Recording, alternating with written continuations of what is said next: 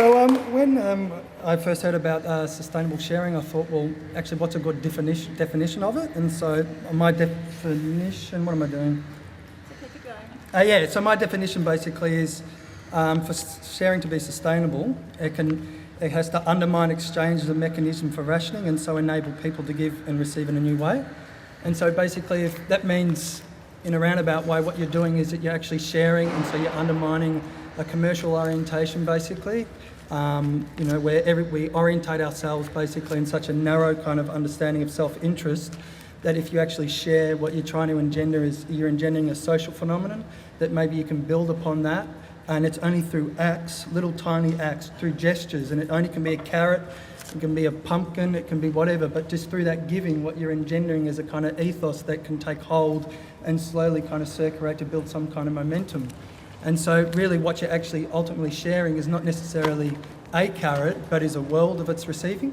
And so really with Grow Local was basically, well, how do you kind of ground that? And so usually, growing food is a supplementary kind of activity.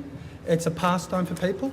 And so therefore it has kind of no economic kind of value as far as, it has economic value as far as basically people profit from it because they get basically food to eat, and so therefore they basically get the gratification of actually consuming their own produce.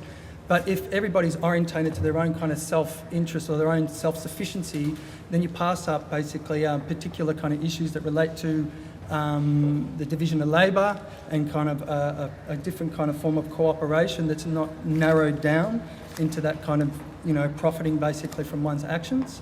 And so with Grow Local, it's a way of getting people to get in contact with each other within their locale. They share a passion for food, and so therefore it's a way, if you can get people to share, and they might only use it basically for, say, bartering or whatnot to begin with, but they'll soon kind of through basically those acts slowly engender maybe more intentional kind of acts. And if they do that, then what they're creating is you're creating basically a way of sustaining localised kind of food production that has a social element to it as well.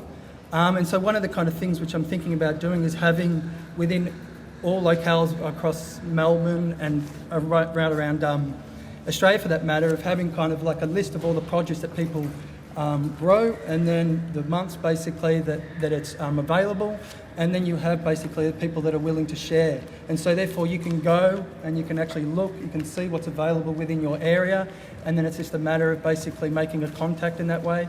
And this would actually, because we would be trying to build up the database of actually people that are in different locales, it means to say that you can actually profile a suburb.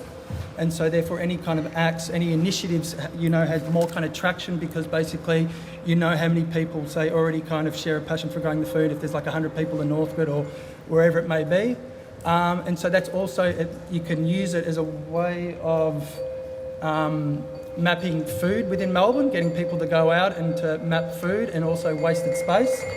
And so that means, it's just a way of actually trying to engender some kind of difference locally. There you go.